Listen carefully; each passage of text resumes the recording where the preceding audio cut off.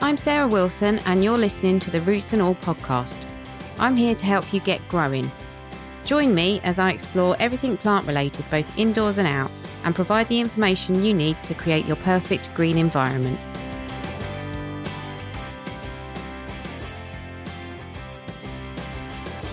Hello and welcome to this week's episode of the podcast. In this episode, I'm very pleased to have a double interview with Dan Pearson and Midori Shintani, the two key horticultural forces driving the Tokachi Millennium Forest project in Hokkaido, Japan, and co-authors of the book Tokachi Millennium Forest, Pioneering a New Way of Gardening with Nature. I speak to Midori first, then Dan, about this vast 1,000-year project, their hopes and intentions for now and the future, and about their own places within the timeline of the forest. I began by asking Midori how big the site is and whether it's all gardened.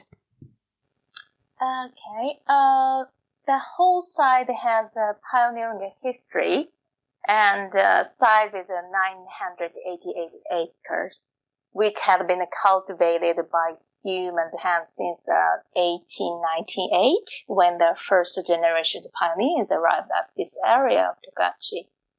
So there's no primeval land at the Tokachi Millennium Forest, and 670 acres is covered by the secondary forest, and the rest of the site is garden, farmland, meadow, and housing land, of course. And the land garden is about 50 acres, but the garden side has no boundary because the whole garden site is designed with the art of shake, means borrowing view, by master planners Dan Pearson and Tokachi Landscape Planning. With that in mind, how do you manage it, a place so large with a team of 3 gardeners and occasional students?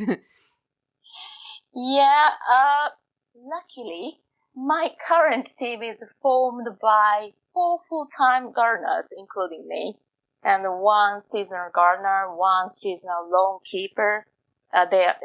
This man is a specialist of lawn, and plus we occasionally, yes, like you said, we occasionally have 1 or 2 student gardeners and volunteer staff during the summer. And we also irregularly work with the people from a local forestry organization to maintain our forest site for some big work projects. And our Segway guides and the cafe staffs join our garden work for early spring and autumn at the busiest, the time of the season. Not too bad then. Yeah, not too bad, but still small team. And I eagerly hope to have 2 more skilled, the gardener and field keeper in my team, which is ideal number of people to keep the forest beautiful and make it better. Yeah. But yeah, on the other hand, I understand the reality that we have a dominant winter season for 4 months, and we can open the garden for public for 7 months. So small team with, I can say, variable working hours system is essential. Yeah. So we lively work a lot during the growing season, and we take a rest a lot during the snow season, just like our, the plants do in the garden. Yeah. Yeah, it's interesting. Yeah, you have to kind of pack it all into shorter seasons. Yes. So one of the things I was thinking when I was reading the book was, how do you travel around a site that big? How do you get around? Basically by foot, car, and truck, and rarely by horses with our friend Horseman to access to the deepest forest site. Yeah. Horseback gardening is a novel one. I don't think many people do that here. Yeah, so when we had a serious natural disaster by typhoon attack 2016, actually, we couldn't access to any of the site, deeper, the first site. So we couldn't, the access by foot or car. So I asked our friend Horseman to, let us ride and horse and to check that how damaged we got that. So, and, it's quite an unusual thing, but but also it's very functional and useful. So yes, horses is big help. Yeah, I bet. Yeah.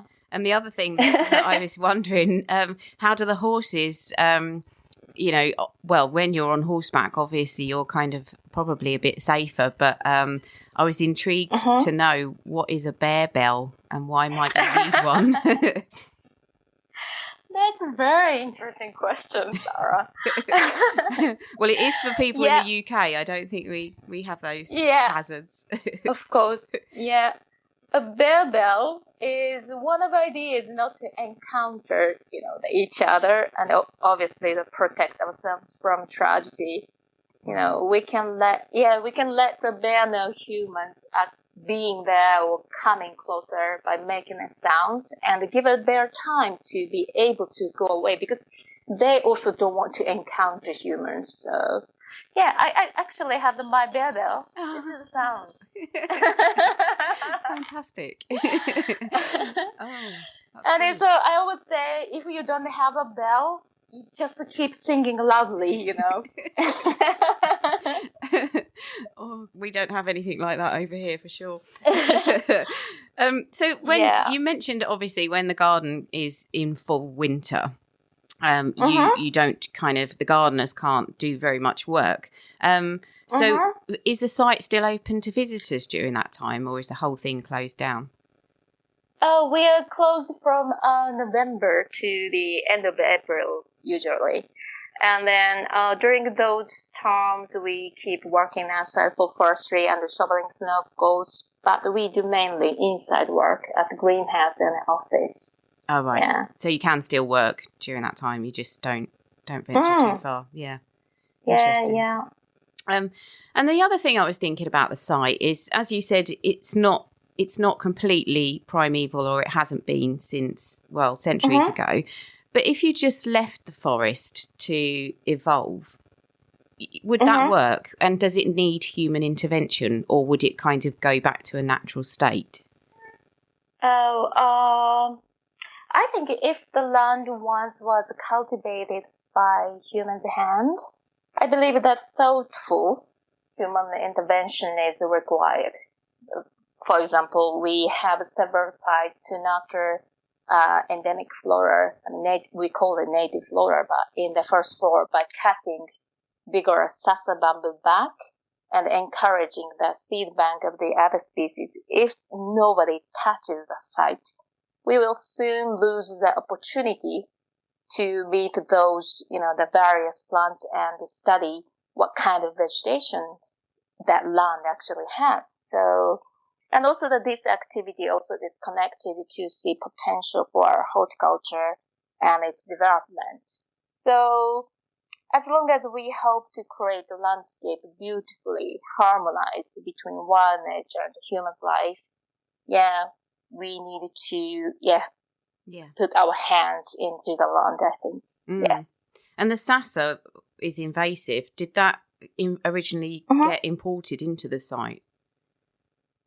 Oh, yeah, originally, but it's original. It's native. It's not a bad, the plant at all, but it's just a very vigorous and invasive, and first floor can be monoculture, vegetation easily.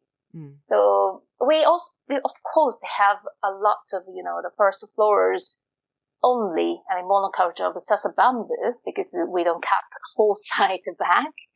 So it's not a bad thing, but as long as we would like to see the rich vegetation. So that's what we do. Yeah. Understand. So roughly what percentage of the plants are endemic to that area that are on the site now? Well, particularly in the gardened area. Okay. We have the garden in a forest as well. So then in the forest, of course, 100% of the plants are endemic, including naturalized species in the past. And for example, in the Meadow Garden, ornamental perennial garden that Dan designed, that's about 10% is endemic. But Dan and I keep the planting mix developing all the time, so it possibly is going to be increased in the future. Yeah. Yeah, and it's fun. Yeah, Yeah. I'm sure. Did you need to be careful when you were introducing new species into the gardened areas that they weren't invasive? Not serious, but of course we were afraid of that at the beginning, but until now there is no problem. Mm-hmm. But we must be careful, the native plants also that escape from the forest into the garden. Like sometimes it's going to be really, really successful. Like, for example, some of them naturally came into the garden and showed us fantastic combination with the perennials that we planted. So Dan and I decided to welcome them. They are native, but welcome them in the Meadow Garden. And so yes, it happened to each other. Yeah, definitely. What interested me as well is that in the forest areas, I think when Dan first came to the site, the landscape was novel to him, and he saw great beauty in all of the native plants. And I wondered do visitors, particularly from Japan, do you feel that they appreciate the plants in the same way? Do they look at them with such fresh eyes as Dan did? Yeah, I think, in Japan there are many enthusiasts who especially love endemic plants. So they tend to come to the Millennium Forest on peak season of early, the endemic plants blooming in early spring. And a lot of visitors, as all, the plant lovers visitors, so they enjoy meeting both, native or non-native plants. Yeah, that we invited to make a garden. Yeah, I'm just thinking in the UK, if you presented a wild area, I think a lot of people would be a bit blind to the plants that are there because they are so common. And I'm not sure you would get that wow factor, but obviously that works at the forest. So yeah, I think possibly maybe more interesting plants, a more interesting set of native flora. Yeah. Obviously, you've got a very, very big site there that you're trying to plant. So, can you talk a bit about how you expand your stock of plants? Okay. We simply the collecting and sowing seeds and splitting and transplanting and thinning invasive to make ideal balance, especially in a native vegetation. And as I said, we are a small team, so I would like to save our time for one work as much as possible. So I often split. It sounds a bit, strange, but so I often split it in a parent plant that I call in the forest floor by digging just a piece out from the whole plant and leaving the rest in the ground. So, and I don't need to dig the whole plant out from the ground. It actually works well. Less damages, less work, and the parent plant will quickly, recovers. So, something like that. Yeah. So obviously you're open not November to April, but the rest of the time. If people were thinking of visiting particularly from overseas, is there a best time to visit? It's a tough question. Yeah, I thought it would be. I think it depends on what you want to experience in the garden at the Millennium Forest. If you'd like to witness, strength of plants and feel energy of them, the surviving long harsh winter, from the middle of May to the early June is the best season. And personally, Meadow Garden in September is my favorite, full of seed heads, flowers, grasses mingled with early autumn colors. Absolutely evoke your emotions, and I often recommend to come to visit us and grab your sentiment. Right. Yeah, lovely. And is it particularly hot at any time of the year? Oh, yes. In May, you cannot believe this, but in May, every year we're going to have the hottest temperature in Japan, actually. Wow. There are so many people don't know this, but yes, we record every year. We record Tokachi record the hottest temperature in May. Wow. Just a couple days, but we recorded. Yeah. Also that in July and August, hot, humid summer, but of course milder than mainland because Hokkaido is a cooler, climate condition than mainland. So, but yeah, if you'd like to travel around, with gentle weather, climate condition, yeah, June, the beginning of July, September, October is really nice. Mm-hmm. Yeah. Yeah.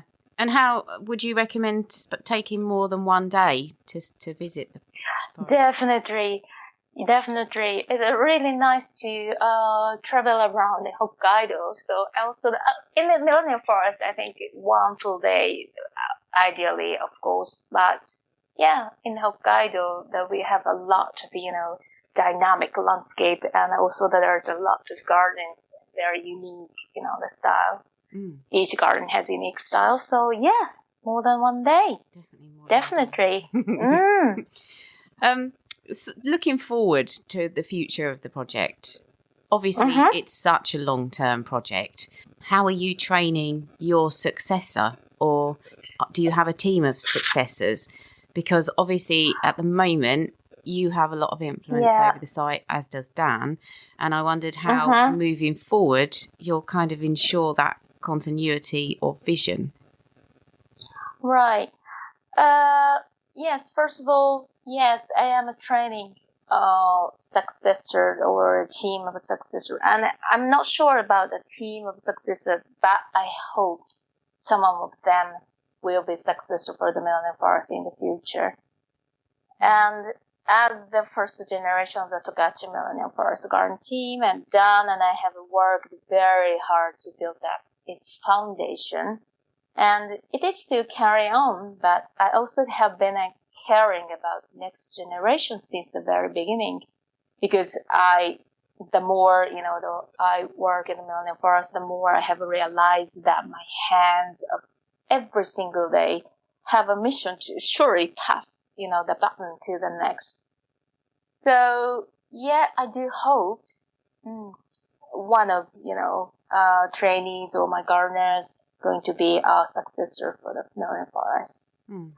And I actually don't so seriously ensure continuity, because the garden will be changed as new era when gardener's hand will be changed. And I think it must be the positively exciting and interesting part of the gardening. So design, we could, take over the drawings, or of course, and the plants themselves can be the footprints of what we do. So, yeah, I feel right to become just a part of it with hopes, I can say. It is such a significant project. What does the garden mean to you? To me, the garden is the most joyful and happiest place on earth, because we cannot live without a plant. And as one of the tiny little creatures surviving in the wild or not, the garden is my life itself, and the garden is a place that my soul comes from and returns. Thank you, Midori. Here's Dan describing the site and what the owner, Mr. Hayashi, set out to achieve with it. The site sits on the very edge of an agricultural plain that was cleared much earlier in the 1900s to make way for the growing of wheat and root vegetables and things which do very well in Hokkaido, which is the northernmost island in Japan. And the soil is deep and alluvial, and it has really been what Hokkaido has made its living from, that and forestry. So the land went up to the base of the mountain, and then his land extends up into the mountain into forest, which has been felled once or possibly twice, with the main oak removed in the early 1900s and then regenerated again, and then another round of oak removed, and then often in places pulp, newspaper pulp, larch replaced, so that really it starts to become forestry rather than natural forest.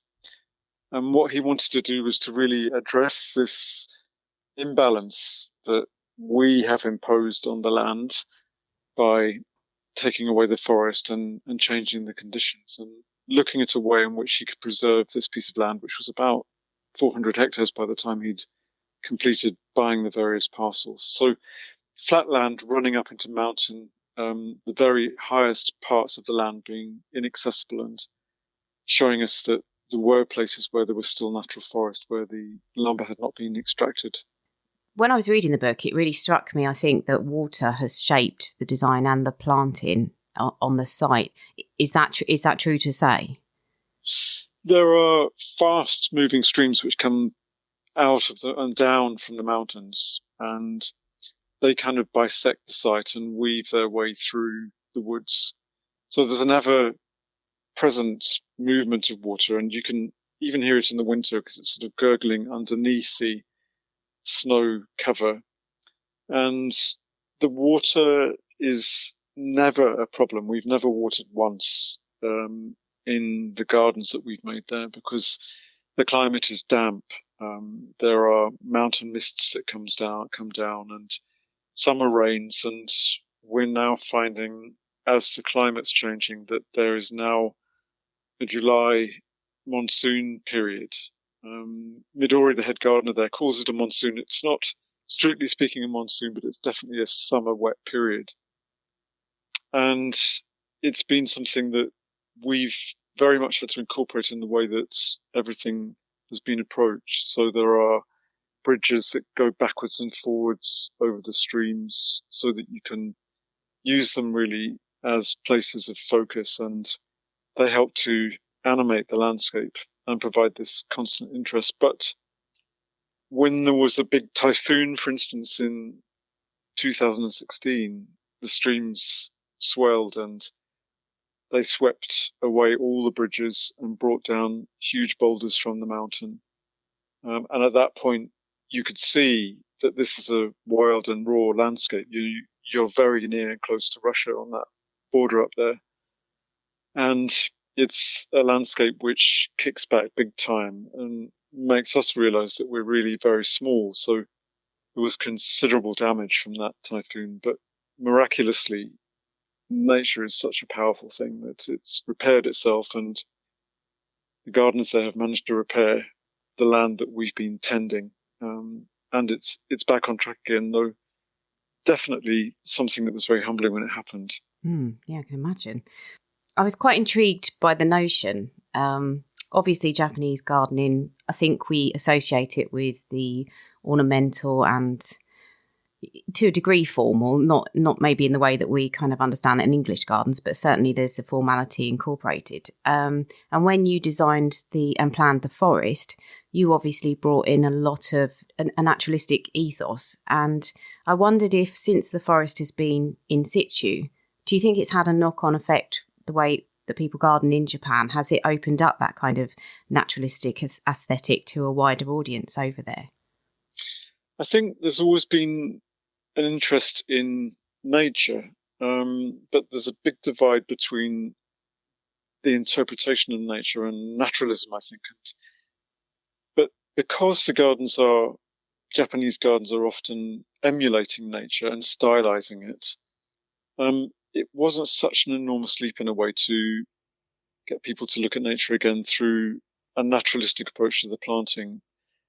There had already been a bit of a cottage garden, Western style craze, which of course had introduced the idea of informality, but I think linking it much more closely to nature and nature being the inspiration rather than a kind of muddle of English cottage gardenness.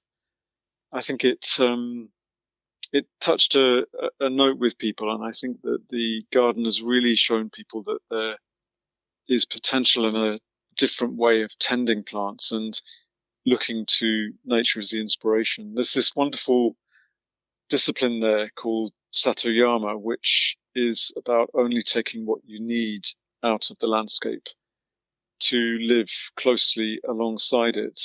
And of course, this was from when there wasn't so much pressure on landscape, when there were people living in more harmony with the land. But there is still residue of people going out to forage for mountain vegetables and things, and that appreciation of plants growing in the natural environment. So what we really did was to key into aspects of that approach of living closely with nature through Satoyama, and made sure that the garden had a feeling of that old culture in the way that we were tending the plants. Because it's a very important site, and I think probably a site of that size and that importance does need some form of community involvement and buy-in. And I wondered how much that had happened as part of the process of the design and indeed going forward with this site. Well, interestingly, Satoyama wasn't part of the Hokkaido landscape. Hokkaido was only settled in the late 1800s. It was previously a land that was occupied by a tribe called the Ainu, an Inuit tribe called the Ainu. So our modern culture there really has not taken with it some of those old ways. So what Midori, the head gardener there, is doing is really reintroducing those old ways of tending the land back into the landscape again. And she has to be very careful with who's actually working in the garden, because it's very carefully managed. You know, it's a very small team that's there. So she doesn't have a volunteer scheme, but she does have local people who come to help and work. So she has a team of women who have retired from work, for instance, who come in and work for her as weeders. So there are these fleets of women who come in and help at certain times of year, you know, which is really fantastic. And then she has students who come from overseas. So every year there are 2, perhaps 3 students who come and work within the gardens as well, but very much under her tutorship, so that the ways that are being learned are being communicated really clearly and thoroughly. It's a very small team, and as soon as you get volunteers involved, you need to have a special and dedicated amount of time to look after those people. And she's found a way of making it work so that she does have the inclusion of people who are not just staff. Yeah, I was asking her about that actually this morning when I spoke to her, and it is an interesting concept, and I think it's one that we wrestle with a lot of our historic gardens. You know, what happens if a garden is so kind of linked to the people who have developed it, planned it, designed it, worked in it? What then happens when, say, that person is no longer there? You know, how does that process of handing the reins over work, especially with a garden that it has got such a huge kind of future ahead of it? And it is a very interesting question, and it's one I guess that maybe you wrestled with from the start. Well, you know, a garden is the gardener in a way. You know, it's a truism, and we would not be able to do what we're doing in the garden parts of the garden without Midori. You know, she's an absolutely vital link. She's a brilliant gardener. She's a really good communicator. She understands the whole ethos, you know, which is really not the Japanese way. So she's bringing in the Japanese way to something which is much more Western style in a way, and developing this very interesting hybrid. And what we hope, of course, is that through doing something like the book, that we can communicate how things are done at the Millennium Forest and why it's important, and get people's buy-in to how to nurture and look after that place. And hopefully that will take us into the future with some sort of security in a way in terms of that custodianship. Talking about it being a you know, maybe a slight hybrid between different cultures, Could you see a similar garden existing like that anywhere else in the world? Oh, absolutely. I think, what's brilliant about this idea, Mr. Hayashi's original idea that the garden is sustainable for 1,000 years, is it really gets you to think about what does that actually mean? Because, of course, we can't guarantee any of that. But what we can attempt to do is to engender a love of a place through caring for it and tending it, so that it does have some future built into it through the buy-in of people, through their passion for it as it develops. And how do you see the site evolving with climate change? It's really difficult to say. Since I've been going over the last 20 years, we've already seen a difference. The snows are coming in slightly later. They're there now, actually, often at the beginning of November.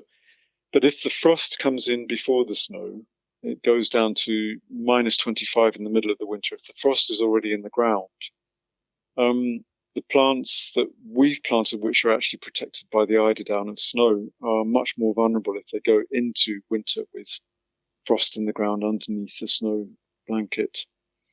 So we're starting to see that snow cover changing. We're starting to see a different pattern of wet weather in the summer. So it does feel like it's accelerating. It feels like it's very fast. And of course, there have always been weather pattern changes, but we just can't assume that we're looking at a stable future on that front.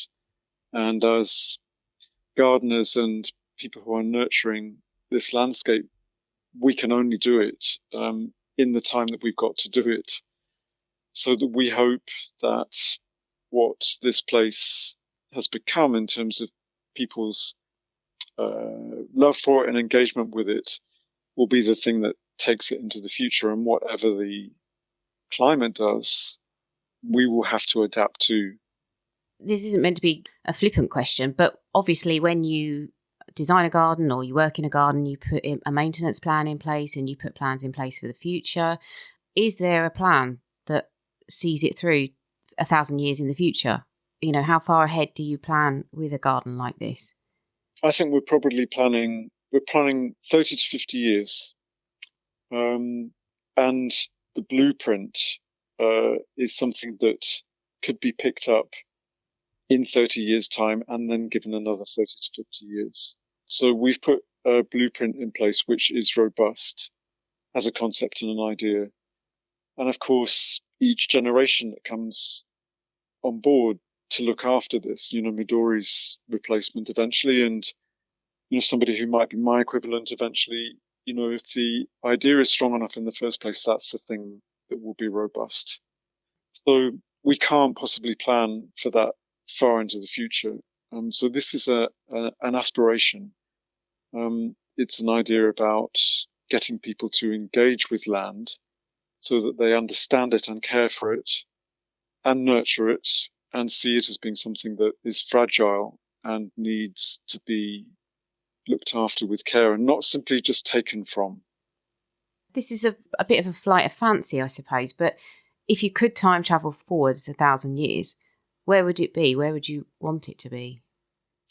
I don't, this isn't meant to sound kind of too doom and gloom, but I don't know how much of a presence we will have in 1,000 years. I've just got no idea.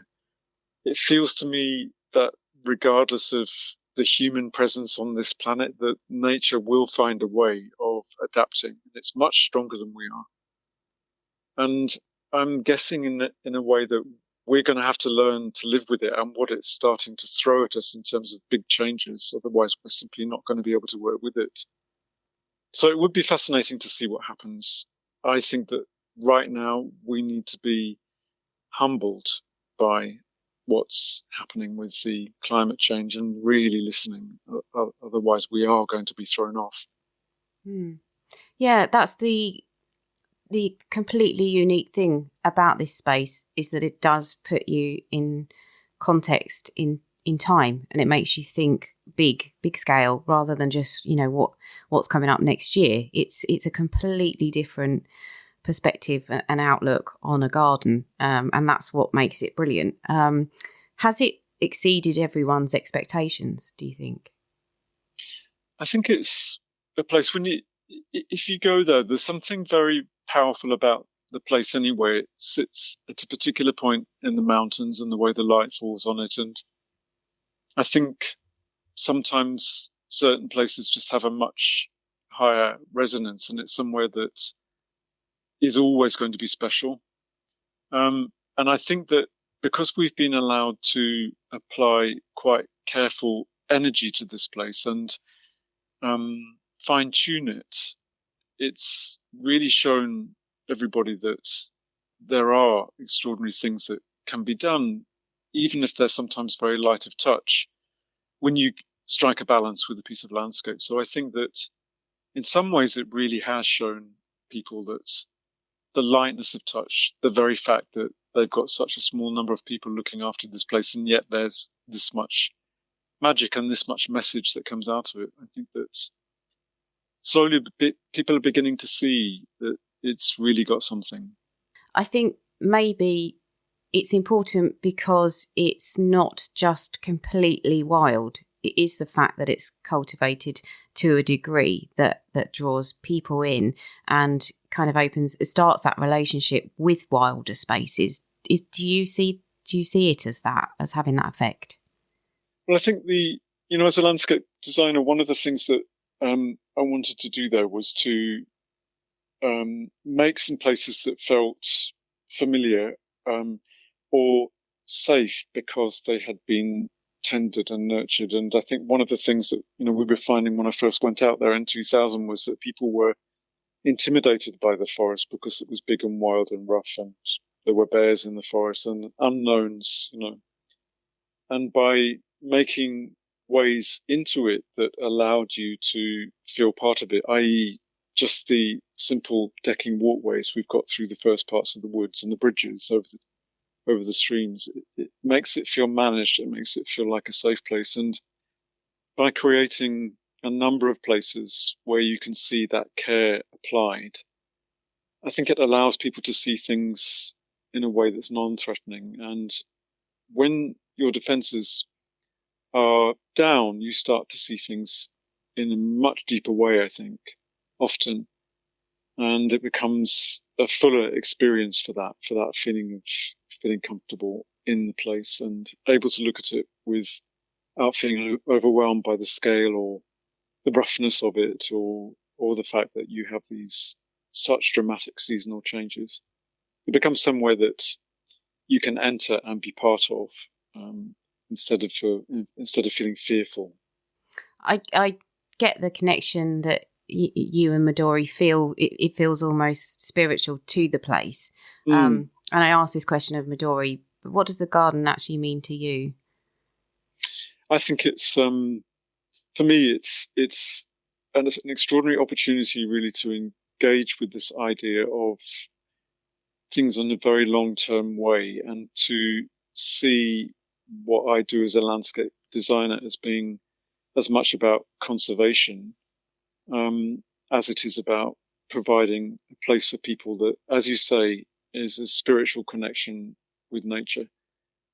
So in a way, it's allowed me to go really quite deeply into what makes that place tick and how can the best things of it be revealed. So it's something that's evolved over a long time. And as you get to know something over a long time, your relationship with it becomes much deeper. So I feel very connected, and it's one of the reasons why I wanted to write the book, really, to honor the place and to allow people who wouldn't have the opportunity of getting that far to see it, to be able to feel part of it and feel some of that potency and the message that it has behind it, to look after landscape, to see it as being something that is finite and should be treasured. My thanks to Dan and Midori for speaking about the Tokachi Millennium Forest project.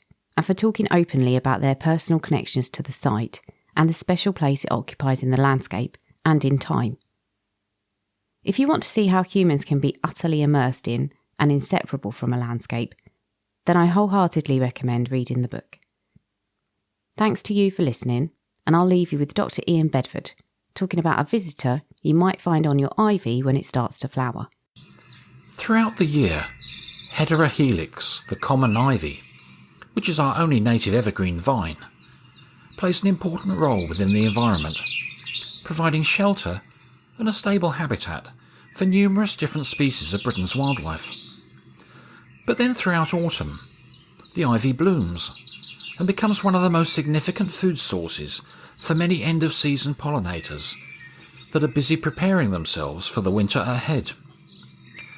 Attracted to the plant's yellowy-green floral clusters by their pungent perfume, the generalist feeding wasps, bees, flies, beetles, and even late-season butterflies will often transform the normally serene appearance of an ivy into a frenzied hive of activity as the insects compete for the flower's freshly produced nectar.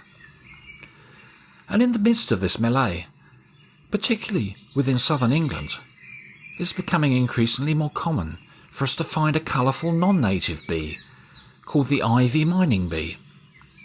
First recorded in 2001, these invasive solitary bees, with their orange and black striped bodies and fluffy ginger thorax, hatch from their pupae within underground chambers to coincide with the ivy's flowering period.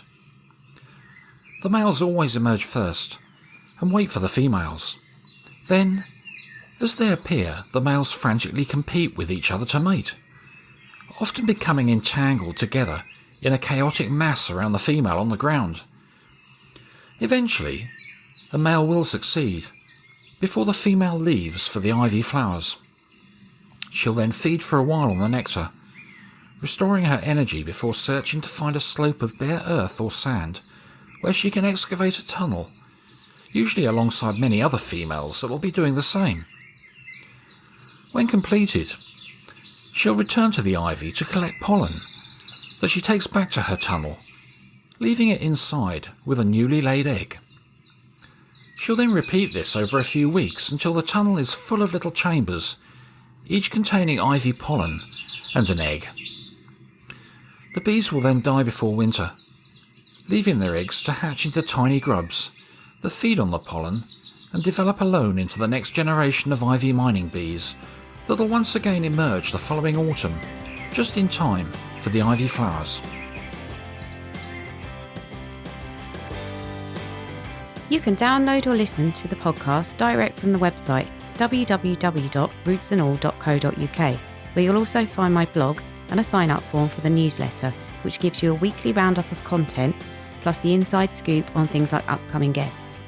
Or you can subscribe wherever you normally get your podcasts.